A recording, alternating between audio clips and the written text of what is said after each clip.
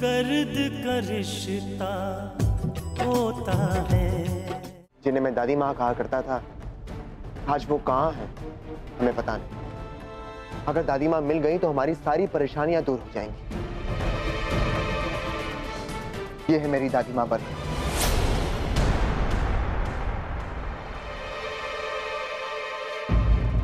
आप कह रहे हैं कि उन्हें वहां से हटा दिया जाए, तो उन्हें वहां से हटा दिया जाए, और ये काम आज और अभी करो। अच्छा, तो अब कहाँ ले जाओगी मुझे? माँ जी रहेंगी तो आप हरिद्वार में ही, बस यहाँ से आपकी जगह बदल जाएगी, क्योंकि बांकेलाल ने कहा है कि आपकी जगह बदलनी। मुझे लगता है कि बांकेलाल को इस बात पर शक हो गया है कि आप हमारे यहाँ हैं, बात की किसी को भनक लग गई है। तो इसी बात का तुम्हें भी डर है और वो भी डरा हुआ है। देख, अपने आप बहुत ताकतवर समझते हो, लेकिन सच तो यही कि स्वार्थ और लालच इंसान को डरपोक बना देता है। मैं डरपोक नहीं हूँ माँ जी। अच्छा, अगर डरे हुए नहीं हो तो मुझे कहीं और ले जाने की क्या जरूरत है? मुझे रहने दो। माँ जी, मुझे वो करना है जो बांकेलाल ने कहा है, और बांकेलाल ने कहा है कि मुझे आपको यहाँ से शिफ्ट करना है, और मैं आपसे उम्मीद करता हूँ कि आपको इस बात से कोई एतराज नहीं होगा। कोई एतराज नहीं, मैं चलने को तैयार हूँ। बताओ कहाँ चलना है? चल। आइए। चलो। अरे बरखा, तुम मुझे कहाँ लेकर जा रही हो? देखो, मैं तुम्हें अपने घर लेकर जा रही हूँ, और वहाँ तुम ये किसी को मत बताना कि मैं तुम्हें यहाँ क्यों लेकर आई हूँ, ठीक है? ठीक है, लेकिन तुम मुझे तो बताओ कि तुम मुझे क्यों लेकर जा रही हो? तुम्हारी प्रॉब्लम सॉल्व करने। तुम मेरे भैया को जानते हो? नहीं। उनका नाम श्रवण डोलिया है। सारे लोग डरते हैं उनसे। ओहो बरखा, मेरी समझ में नहीं आ रहा कि तुम कहना क्या चाहती हो। तुम मुझे अपने भैया से मिलवाने के लिए लेकर जा रही हो? क्या वो हमारी कोई मदद कर सकते हैं क्या? नहीं नहीं नहीं नहीं नहीं, मैं अपने भैया से मिलवाने नहीं जा रही हूँ, और उनसे मिलने की जरूरत भी नहीं है।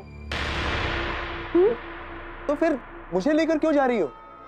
मैं तुम्हें तुम्हारी दादी माँ से मिलवाने ले जा रही हूँ।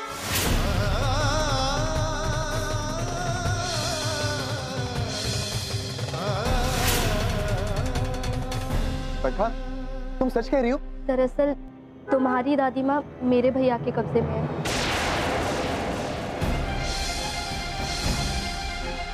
और वो क्या नाम है उसका? बांकेलाल। हाँ, वो मेरे भैया को हमेशा फोन करता है, सावधान करता है कि उनके बारे में किसी को पता ना चले। भैया ने तो कुछ पैसों के लालच में ये सब किया, और पता है उन्होंने मुझे भी मना किया था कि मैं ये बात किसी को नहीं बताऊं, पर तुम्हें ऐसे देख के मैं रुक नहीं पाई। Thank you Barkha, thank you so much. मैं तुम्हारा ये एहसान कभी नहीं भूल पाऊंगा। एहसान की बात नहीं है। तुमने बताया कि तुम और सिर्फ तुम्हारा परिवार ही नहीं, तुम्हारी बहन की जिंदगी भी उलझ गई है, इसीलिए मैं तुम्हें बताने पे मजबूर हो गई। अच्छा, ये सब छोड़ो, ये बताओ कि अब ऐसा क्या किया जाए जिससे भैया की बात भी रह जाए और ये मामला भी सुलझ जाए। बरखा, अगर तुम्हारे भैया ने सिर्फ पैसों के लिए दादी माँ को कैद करके रखा है, तो दादी माँ उन्हें ज्यादा पैसे दे सकती हैं। हाँ, लेकिन भैया नहीं मानेंगे। वो एक बार जैसे जुबान दे देते हैं, फिर उससे मुकरते नहीं। ठीक है बरखा, चलो ये अच्छा है कि दादी माँ का पता लग गया। अब हम बांकेलाल को उसके मकसद में कामयाब होने से रोक सकते हैं, और जब वो अपने मकसद में कामयाब नहीं होगा तो वो तुम्हारे भैया को पैसे भी नहीं देगा। इस तरह उनकी जबान भी रह जाएगी। देखो, उसकी टेंशन मत लो, भैया को मैं मना लूंगी। बरखा, तुम सबसे पहले मुझे दादी माँ से मिलवाओ, दादी माँ को पता लगना चाहिए कि उनके खिलाफ क्या क्या साजिशें हुई। तो मुझे दादी माँ के पास ले चलो। ठीक है, देखो अगर उनके पास कोई और मौजूद हुआ तो तुम ऐसे नाटक करना कि तुम उन्हें जानते ही नहीं हो, और अगर कोई नहीं हुआ तो फिर तो मुलाकात हो ही जाएगी। हाँ ठीक है, चलो। देखिए आपसे मिलने कौन आया है। माँ जी, माँ जी, माँ जी कहाँ है? वो कहाँ जा सकती है? बरखा, दादी माँ कहाँ जा सकती है? देखो यहीं कहीं होंगी। यहीं कहीं नहीं हो सकती, उन्हें तो इस कमरे से निकलना भी मना है। देखो अगर माता जी यहाँ नहीं है ना तो जरूर कोई बात है। लेकिन बरखा, ऐसी क्या बात हो सकती है? कहीं ऐसा तो नहीं कि तुमने ये सब बातें मुझे बहलाने के लिए बोली थी? ये क्या बोल रहे हो चंदन? मैं तुमसे झूठ बोलूंगी? दादी माँ यही थी, इसी घर में, इसी कमरे में। हमेशा हमारे साथ ही ऐसा क्यों होता है? हमेशा ऐसा लगता है कि हम जीत के करीब पहुंच चुके हैं, लेकिन जीतते जीतते फिर हार जाते हैं। एक पल ऐसा लगता है कि दादी माँ हमें मिल जाएंगी, लेकिन दूसरे पल फिर से। तुम चिंता मत करो, मैं जरूर पता लगाऊंगी। लेकिन पहले मुझे ये पता लगाना होगा कि दादी माँ यहाँ से गई कहाँ, क्योंकि वो तो कहीं नहीं जा सकती यहाँ से। तो उन्हें हटाया किसने यहाँ से? भैया ने भी मुझे कुछ ऐसा नहीं बताया। बरखा, मुझे पक्का यकीन है जरूर इन सब के पीछे उस बाकी लाल का हाथ है। कहीं ऐसा तो नहीं कि उसे इस बात का पता चल गया हो कि मैं और तुम एक दूसरे को पहले से जानते हैं? नहीं नहीं, ऐसा कैसे हो सकता है? भैया को नहीं पता तो उसे कैसे पता चल जाएगा? लेकिन ये भी तय है कि उसने भैया से पहले फोन करके बात की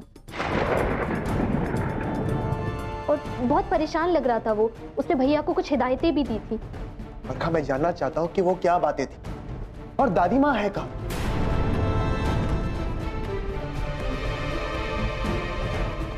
अच्छा तुम परेशान मत हो, मैं पता करके आती हूँ। ठीक है, आती हूँ।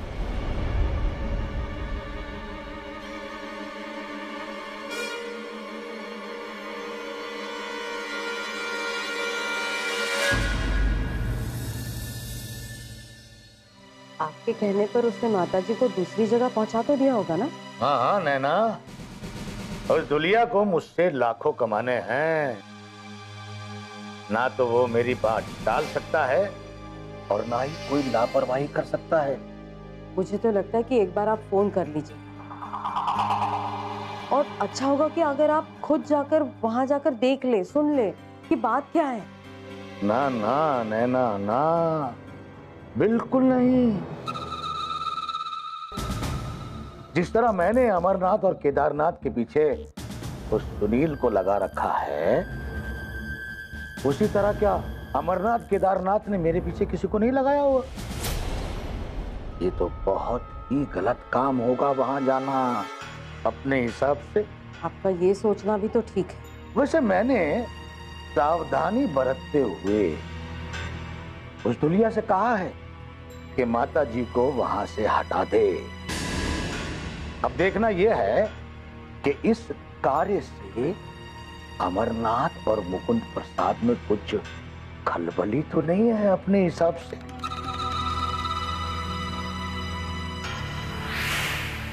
पर उन्हें क्या पता कि आपने जगह बदल दी है? यही तो पता लगाना है नैना।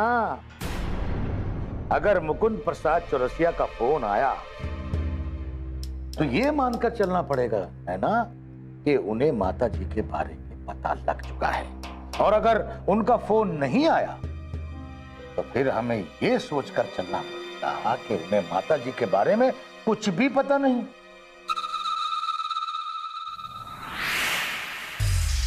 ओ बड़े भाई साहब, आइए आइए, पधारिए। अभी आपके बारे में सोच ही रहा था। मैं तो ये सोच रहा था कि आप मुझे फोन करेंगे, लेकिन आप तो साक्षात पधार लगे। धन्यवाद हमारे जो आप यहाँ पधारे अपने हिसाब से।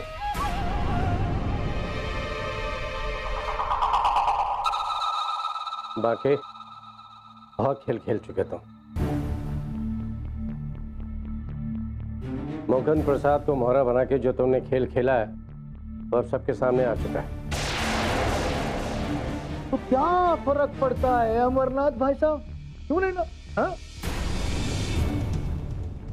अरे आप अच्छी तरीके से जानते हैं कि ये खेल कल भी मेरी मुट्ठी में था, आज भी मेरी मुट्ठी में है और कल भी मेरी मुट्ठी में रहेगा। ना तो आप मेरा कुछ बिगाड़ सकते हैं और ना ही वो मुकुंद प्रसाद अपने हिसाब से। ताकि अगर मैं चाहूं ना तो तुम्हारा बहुत कुछ बिगाड़ सकता हूं। तुम्हारी हस्ती मिटा कर रख सकता हूं।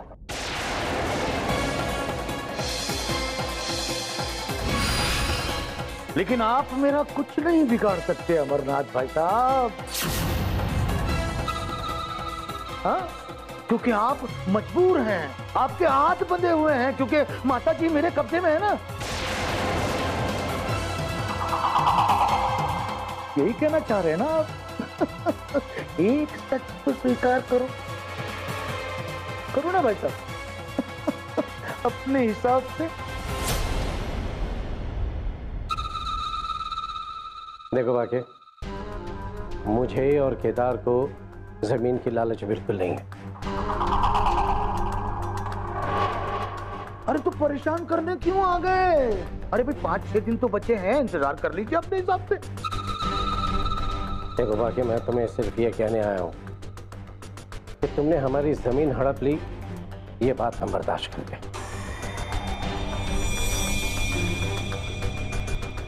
लेकिन हमारी मां तुम्हारे कब्जे में।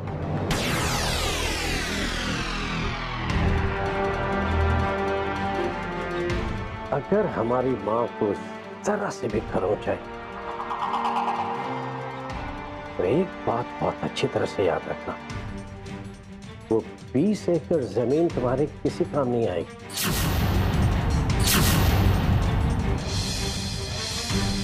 बस तुम्हारे लिए 2 गज जमीन ही काफी।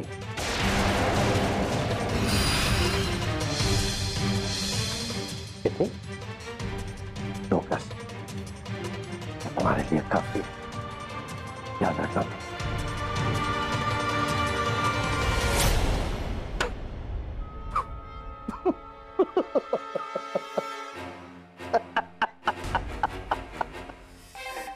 सीधे पैरों से धमकाने आया था और उल्टे पैरों से चला गया। देखा ना, ये सब माता जी को हटाने का जाम है। मतलब अमरनाथ को ये पता चल गया है कि माता जी को मैंने हटाकर दूसरी जगह शिफ्ट कर दिया है। बस सही समय पर आपने बड़ी होशियारी का काम किया। मुझे लालची समझता है अमरनाथ, लालची। मुझसे कहता है कि माता जी को जरा सी खरोच भी नहीं आना चाहिए, जरा सी भी तकलीफ नहीं होना चाहिए। उसे क्या पता कि मैं उसी के पैसे से उसकी और उसके पूरे खानदान की बर्बादी की बुनियाद रखना चाहता हूं। मेरा मकसद पैसा या जायदाद नहीं है, मेरा मकसद तो सिर्फ अमरनाथ और केदारनाथ की बर्बादी है, अपने हिसाब से।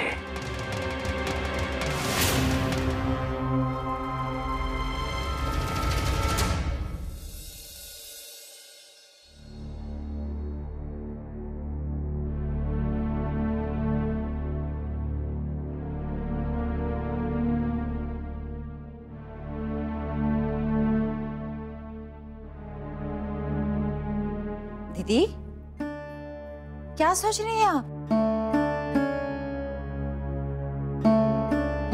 बताइए तो सही, क्या बात है? वैभव के बारे में सोच रही थी सरस्वती। पहले तो मैंने उसे बहुत समझाने की कोशिश की, लेकिन उस वक्त मेरे पास कोई वजह नहीं थी। लेकिन मुझे यकीन था घर में किसी को भी इस बात का यकीन नहीं था कि सुरभि बेगुनाह है, बेकसूर है। लेकिन ये बात तो अब सबको पता चल चुकी है। हाँ, लेकिन मुझे वैभव को समझाना अब भी मुश्किल सा लग रहा है। मुकुंद प्रसाद से बदला लेने की कोशिश में वो शिखा के साथ इस हद तक जुड़ चुका है कि वो शिखा से अलग होने के लिए तैयार ही नहीं है। उस शिखा ने वैभव को अपने वश में कर लिया है, और मुझसे वैभव को छीन लेना इतना भी आसान नहीं हो सकता। दर्द का रिश्ता होता है। शिखा के साथ इस हद तक जुड़ चुका है कि वो शिखा से अलग होने के लिए तैयार ही नहीं है। और दूसरी तरफ शिखा मेरे सामने दावे कर रही है। आपने शिखा से बात की? हाँ, मैंने उसको फोन किया था, उसे समझाने की कोशिश भी की थी कि अब तो वो वैभव की जिंदगी से निकल जाए। पर शिखा तो मेरे सामने इस तरह दावे कर रही थी जैसे वैभव के लिए वही सब कुछ है, हम लोग तो कुछ है ही नहीं। माँ जी, चाची जी, चाय।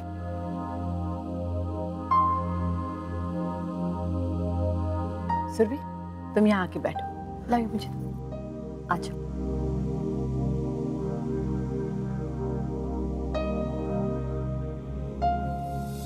मैं जानती हूँ माँ जी, आप लोग मेरे लिए बहुत परेशान और उदास हैं। आप लोग को इस तरह से जब परेशान देखती हूँ तो ऐसा लगता है कि आपकी परेशानी की वजह मैं ही हूँ। ऐसी कोई बात नहीं है सुरभि, तुम हमारी परेशानी की वजह नहीं हो। हमारी परेशानी की वजह तो वैभव है।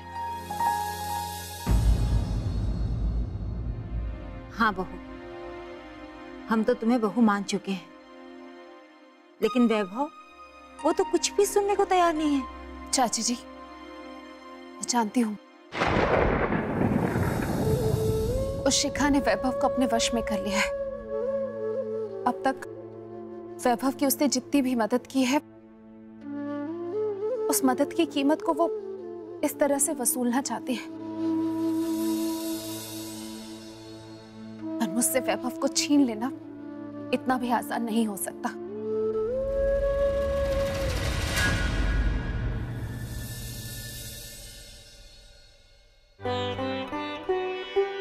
मैं तुम्हारे मुंह से यही सुनना चाहती थी सुरभि। माँ जी, इससे बड़ी बात क्या होगी मेरे लिए कि कल तक जिन आंखों में मेरे लिए परायापन था, मेरा दिल तरसता था कि मैं उन आंखों में अपने लिए अपनापन देखूं, और अब देखिए ना, सबकी आंखों में मेरे लिए कितना अपनापन है, हमदर्दी है, प्यार है। सब लोग मुझे अपना मानते हैं, और ये सच्चाई वैभव को भी समझनी होगी। आप लोग मेरे साथ हैं, यही मेरे लिए सौभाग्य की बात है।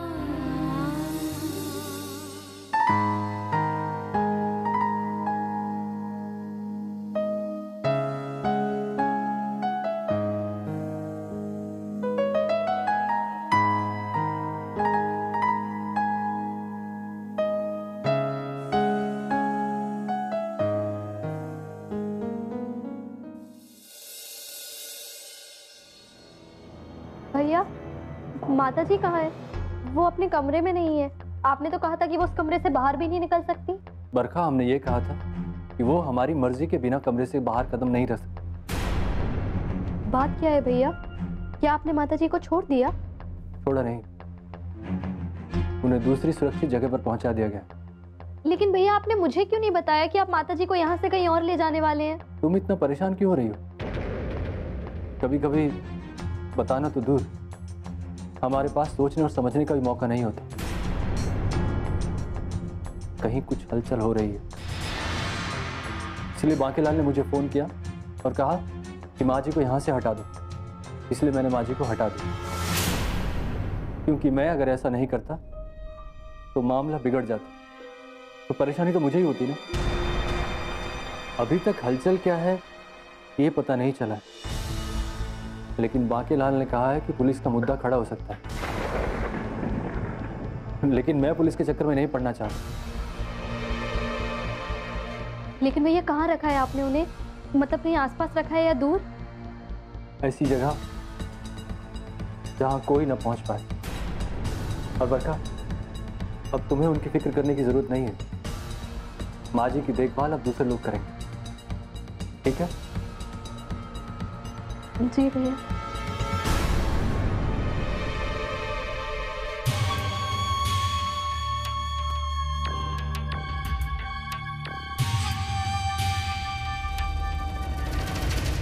आओ वैभव, मैं पापा को बुला के लाती हूँ। शिखा, मैं अभी अंकल से कोई बात नहीं करना चाहता हूँ। लेकिन वो तुमसे बात करना चाहता है। तुम्हारे चेहरे की परेशानी बता रही है कि कोई तो बात जरूर है जो तुम छुपाना चाहते हैं। जो भी बात है मैं हैंडल कर लूंगा ना। तुम अकेले क्यों हैंडल करोगे? तुम्हारी हर परेशानी हमारी परेशानी, और तुम इस घर के होने वाले दामाद, और तुम्हारी हर परेशानी हमारी परेशानी। बस जरूरी ये है कि तुम अपनी परेशानी मुझे ना सही, शिखा को तो शेयर कर सकते हो। देखो बेटा, आग कहीं लगी हो तो उसे छुपाया जा सकता है, लेकिन आग से उठता हुआ धुआं दूर दूर तक लोगों को बता देता है कि कहीं आग लगी। तो कल का खलनायक आज का हीरो बन चुका है, और तुम शायद इसलिए परेशान हो रहे हो कि तुम्हारे घर वालों के दिल में सुरभि के लिए बादल उमड़ घूमड़ रहे होंगे। दर्द का रिश्ता होता है, लेकिन आग से उठता हुआ धुआं दूर दूर तक लोगों को बता देता है कि कहीं आग लगी। ये बात मैं तुम्हारे लिए कह रहा हूं। अगर तुम्हारी कोई भी परेशानी मुझे बाहर से पता चलेगी तो मुझे बहुत दुख होगा और शर्मिंदगी भी होगी। तुम्हारी परेशानी देख करके ऐसा समझ में आता है कि कुछ ना कुछ तो बात है। अब ये तुम्हारी ईमानदारी है कि तुम हमें बताओ या ना बताओ। मैं भी कब से यही पूछ रही हूँ, लेकिन अंकल, एक्चुअली में परेशानी तो है, लेकिन सब बताकर आप लोगों को परेशान नहीं करना चाहता। क्या परेशानी? वही तो जानना चाहता हूँ। अंकल, दरअसल आज तक हम लोग ये समझते थे कि मुकुंद प्रसाद ने हमारी जमीन हड़प कर ली, हमारी दादी माँ को कैद करके रखा। लेकिन आज अब मुकुंद प्रसाद ने हमारी सारी जमीन लौटा दी, और हमारी दादी माँ भी उसके कैद में नहीं है, बल्कि दादी माँ को बचाने के लिए उसने अपने घर में रखा था दादी माँ। ओह, तो कल का खलनायक आज का हीरो बन चुका है, और तुम शायद इसलिए परेशान हो रहे हो कि तुम्हारे घर वालों के दिल में सुरभि के लिए बादल उमड़ घूमड़ रहे होंगे। हाँ अंकल, यही बात है। लेकिन मैं किसी की बात नहीं सुनूंगा। मैं शिखा को अपनी जिंदगी से कभी दूर नहीं कर सकता, चाहे जो कुछ भी हो जाए। मैं जानती थी वो सुरभि उस घर में रह ही इसलिए रही है ताकि कुछ ना कुछ चक्कर जरूर चलाए। और तुम्हारे फूफा जी ने हमारी जमीन लौटाकर हम पर कोई एहसान नहीं किया है, जिसकी कीमत में मैं अपनी खुशियों को कुर्बान कर दूं। जो तुम चाहती हो ना, वो कभी नहीं हो सकता, कभी भी नहीं। चलो मेरे साथ। ये क्या कर रहे हो? कहाँ लेकर जा रहे हो मुझे? मैंने कहा चलो मेरे साथ। ऐसे रिश्ते का एक ही अंजाम है, एक ही अंजाम।